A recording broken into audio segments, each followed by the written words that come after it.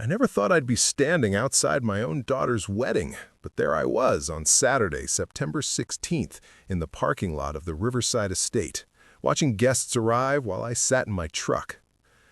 "Dad, I need you to understand something." That's what Emily had said to me 3 weeks earlier, sitting in my living room. She was 28, getting married to Brandon Castellano.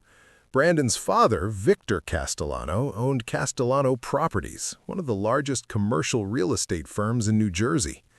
Brandon himself worked there as VP of Development. Good-looking kid, confident, maybe too confident. "What do I need to understand?" I asked. Emily took a breath. "Brandon's family is very traditional, very image-conscious, and Victor thinks it would be better if you didn't attend the wedding." I set down my coffee, carefully. "I'm sorry, what?" "It's not personal, Dad. It's just Brandon's family moves in certain circles. There's going to be politicians there, business people. Victor's firm is sponsoring the whole thing, and he thinks having you there might send the wrong message." "What message would that be?" She wouldn't look at me. "That Brandon is marrying beneath him." Beneath him? My daughter, who I raised by myself after her mother died when she was 6. My daughter, who I worked 3 jobs to put through Rutgers. My daughter, who used to tell everyone how proud she was of her dad. "Emily," I said slowly, "I'm your father. I know, and I love you, but this is Brandon's day too, and his family is paying for everything. The venue, the catering, everything. They've spent over $200,000. I can't disrespect that." $200,000. I'd been planning to give her $20,000 as a wedding gift. My savings, money I'd been putting away since she was born. Apparently, that didn't buy me a seat at my own daughter's wedding. So what am I supposed to do? Just not come? "You could come to the rehearsal dinner. That's smaller, more intimate. Brandon's family won't mind that as much." Won't mind that as much, like I was some embarrassment to be managed. "And what about walking you down the aisle?" She actually flinched. "Victor is going to do that. He offered, and since he's paying for everything, it seemed appropriate." Victor Castellano, a man who'd known my daughter 8 months, was going to walk her down the aisle instead of me. I stood up. "Get out." "Dad, get out of my house, Emily." She left. She cried, but she left. And I sat in my living room for 3 hours, staring at nothing. Here's what Emily didn't know, what Victor Castellano didn't know, what nobody knew except my lawyer and my accountant. I own the Riverside Estate. Let me back up. My name is James Morrison. I'm 52 years old. I grew up in Newark, New Jersey. My dad was a mechanic. My mom cleaned houses. I was the first person in my family to go to college. Got a scholarship to Rutgers, studied civil engineering, met my wife Sarah there. We got married young, had Emily when I was 24. Sarah died in a car accident when Emily was 6, drunk driver. I won't talk about that. Even now, 22 years later, I can't talk about it. I raised Emily alone, worked as a structural engineer during the day, drove for Uber at night, did handyman work on weekends, whatever it took. We lived in a small apartment in East Brunswick. Nothing fancy, but it was ours. Clean, safe. Emily had her own room. I made sure she had everything she needed. She was smart, really smart. Got into Rutgers with partial scholarship. I covered the rest. Took out loans, worked more hours. She graduated with a degree in marketing. Got a good job at an advertising firm in Manhattan. That's where she met Brandon, at some industry mixer. She came home so excited. "Dad, I met someone. He's amazing. His family is in real estate, really successful." I was happy for her. I wanted her to be happy. That's all I've ever wanted. Then I met Brandon and Victor. The first dinner was at their house. Not a house, an estate in Alpine. If you don't know New Jersey, Alpine is where the really rich people live. The house had 12 bedrooms, an indoor pool, a wine cellar. Victor greeted me at the door, looked at my Chevy Silverado in his driveway like it was leaking oil on his precious cobblestones. "James," he said, shaking my hand. His grip was firm, aggressive. "Emily's told us so much about you. Engineer, right?" "Structural engineer, yes." "Good field, steady work." He said it the way you'd compliment a janitor on keeping floors clean. Necessary, but not impressive. Dinner was uncomfortable. Victor dominated the conversation. His deals, his properties, his connections. Brandon chimed in with stories about their projects. Emily laughed at all their jokes, even the ones that weren't funny. Christine, Victor's wife, barely spoke to me. When she did, it was with polite condescension. "Emily says you raised her yourself. That must have been difficult." "We managed." "I'm sure you did your best." "Your best. Not well, your best." After dinner, Victor pulled me aside. "James, I want you to know that Brandon is serious about Emily. We've checked her out. Good education, good job, good family values. You did fine with her." Checked her out. Did fine. Like she was livestock he was appraising. I left that night knowing exactly what Victor Castellano thought of me. I was the blue-collar father who'd served his purpose. Now it was time for Emily to move up, and I was baggage. The engagement happened fast, 3 months after they met. Brandon proposed at some fancy restaurant in the city. The ring was 3 carats. Emily called me crying happy tears. "Oh, Dad, I wish you could have been there. It was perfect." I wasn't invited to that either. The wedding planning started immediately. Emily would call me with updates. The venue, the dress, the flowers, all Victor's connections, all Victor's money. I offered to help pay. She said not to worry about it. "Brandon's family has it covered, Dad. You've done enough. Just relax and enjoy it." Enjoy it? I was watching my daughter disappear into a world that didn't want me. Then came that conversation 3 weeks before the wedding, the one where she uninvited me. I didn't sleep that night, or the next several nights. I kept thinking about something that happened 24 years ago, right after Sarah died. I was devastated, broken, didn't know how I'd go on. But I had Emily, 6 years old. She needed me. So I worked and worked and worked. One of my first big projects after Sarah's death was a consulting on a property development. This was 1999. Developer wanted to build a wedding venue. Riverside Estate, they called it. Beautiful property on the Raritan River. But the land had issues. Floodplain concerns, structural complications. 3 engineering firms had passed on it. I figured it out. Designed a foundation system that would work. Elevated structures, proper drainage. The venue got built, became successful, one of the premier wedding locations in central New Jersey. The developer, Frank Russo, was grateful, really grateful. "James, I couldn't have done this without you. You saved this project." He paid me my consulting fee, but he also did something else. He offered me a percentage of the property, 5% equity in lieu of part my cash fee. I'd taken out loans for Emily. I needed cash, but Frank insisted. "Take the equity. Trust me, this place is going to be worth something." I took it, 5% of the Riverside Estate. Over the years, Frank would send me quarterly statements. The venue was doing well. My 5% was worth something. Not life-changing money, but decent. Maybe $100,000 by 2010. Then in 2015, Frank got sick, cancer. He called me. "James, I'm selling the Riverside Estate. I want to offer you first right of refusal on buying me out." "Frank, I don't have that kind of money." "I know, but there's another option. I've got a buyer lined up, commercial real estate firm. They want to buy it, turn it into a franchise concept. But I'll sell them everything except your 5%. You can stay on as a minority partner, or they'll buy you out at fair market value. Your call."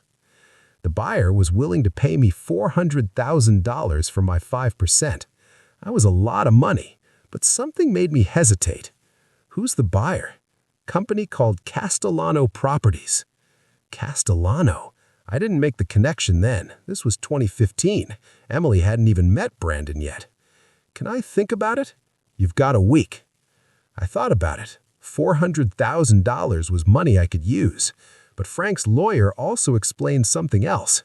The commercial real estate firm wanted to expand the Riverside Estate. If they did, and I held on to my 5%, it could be worth more, maybe a lot more. I held on to it. Castellano Properties bought the venue, spent $3 million renovating and expanding it, added more ballrooms, better facilities, upgraded everything. The Riverside Estate became the premier wedding venue in the state. My 5%? By 2020, it was worth $1.2 million. Then in 2022, Castellano Properties decided to restructure. They were spinning off their hospitality properties into a separate division. The Riverside Estate was part of that. Frank's lawyer called me. James, Castellano wants to buy out all minority shareholders before the spinoff. They've offered you $2 million for your 5%. $2 million? I'd never seen that kind of money. Never imagined I would. Or, the lawyer continued, you could exercise your right to buy them out. What? It's in the original partnership agreement. Any partner has the right to offer to buy out the others. If they refuse, it triggers a third-party valuation and auction. Protects minority partners from being squeezed out. I don't have money to buy them out. You don't need to. You just need to trigger the clause. Then the property goes to open auction. You'd have right of first refusal at whatever the winning bid is. Banks love financing venue properties. They're cash flow positive. You could probably get financing. I thought about it for exactly one night. The next day, I triggered the clause. Castellano Properties was furious. Victor Castellano himself called me. Mr. Morrison, this is Victor Castellano. I understand you're making things difficult regarding the Riverside Estate. Just exercising my rights under the partnership agreement. We've offered you a very generous price, $2 million for a 5% stake you paid basically nothing for. I'm aware of the offer. Then what's the problem? No problem. I just want to make sure I'm getting fair value. The partnership agreement allows for that. He was silent for a moment.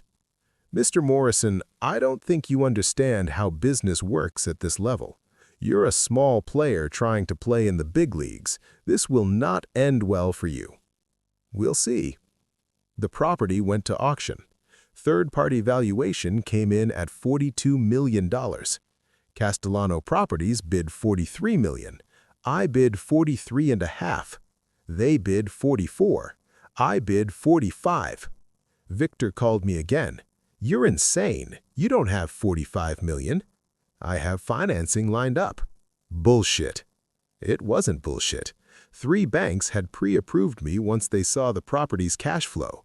The Riverside Estate generated over $6 million in profit a year. A $45 million loan was completely feasible. Victor bid $46. I bid $48. He stopped bidding. In December 2022, I became the sole owner of the Riverside Estate. $48 million purchase price, $38 million loan. After paying off minority partners and fees, I owned it outright, albeit with significant debt. But the property generated enough cash flow to service the debt and then some. I was making over $2 million in profit after expenses. I didn't tell Emily. She'd just started dating Brandon. I didn't want money to complicate things. And honestly, I was still figuring out what it all meant. I still lived in my apartment, still drove my Silverado, still worked as a consulting engineer. The venue basically ran itself with a good management team. I told myself I'd tell Emily eventually, when the time was right. Then she got engaged to Brandon, Castellano's son. I realized then that Victor didn't know who I was. To him, I was just Emily's blue-collar father. He'd never connected me to the James Morrison who'd outbid him for the Riverside Estate. Different contexts, different worlds. And I didn't tell him.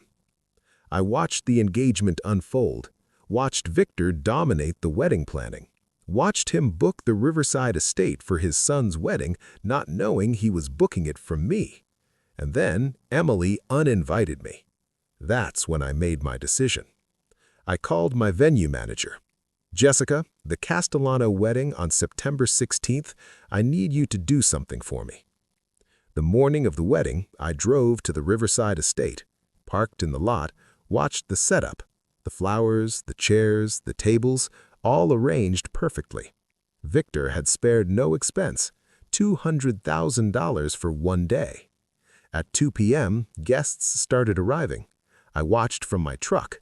Politicians, business people, society types, all here to witness Brandon Castellano marry beneath him.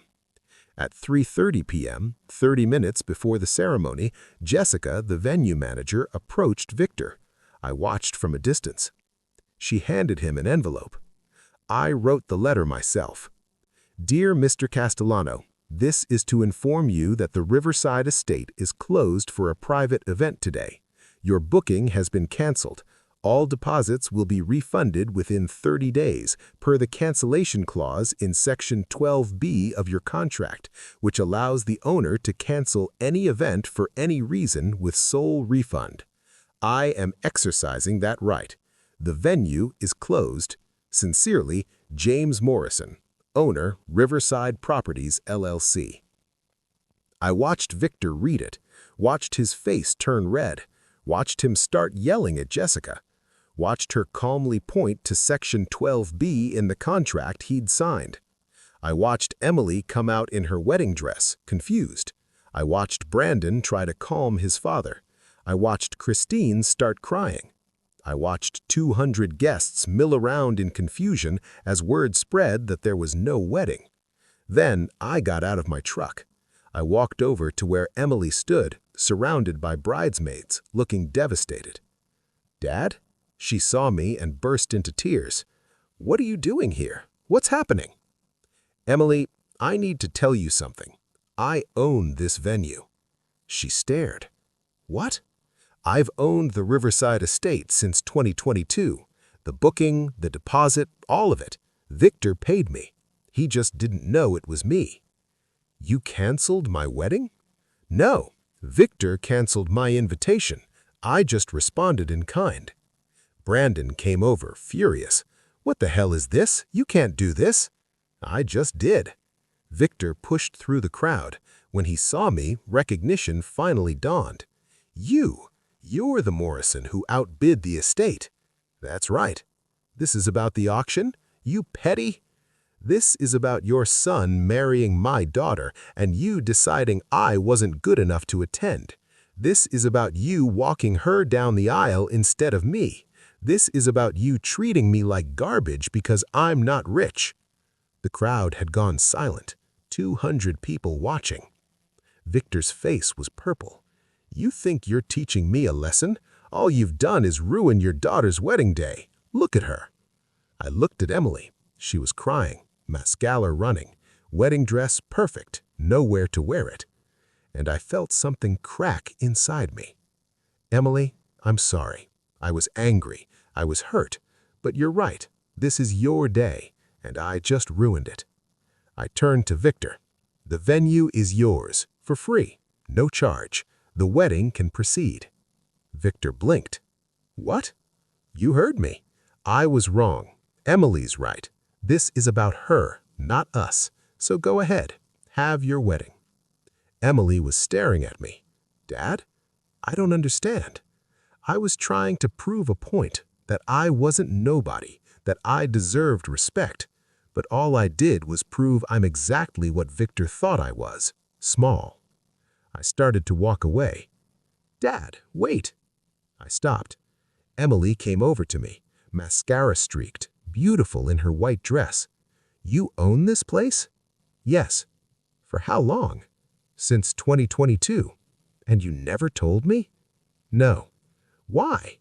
Because I didn't want it to matter. I didn't want you to love me because I was successful. I wanted you to love me because I'm your father. She started crying harder. I do love you. I've always loved you. I was wrong, Dad. So wrong. Brandon's family, the money, the status, I got caught up in it. I forgot what actually matters. Brandon stepped forward. To his credit, he looked ashamed. Mr. Morrison, I knew my father was pressuring Emily. I should have stood up to him. I didn't. That's on me." Victor said nothing, just stood there, diminished. Emily looked at her dress, at the venue, at the guests. "I don't want this wedding." "Emily!" Brandon started. "Not this way. Not without my father walking me down the aisle. Not with your father running everything. I want a marriage, Brandon, but I want it to be ours, not your family's production." She turned to me. "Dad, can we postpone? Can we do this right?"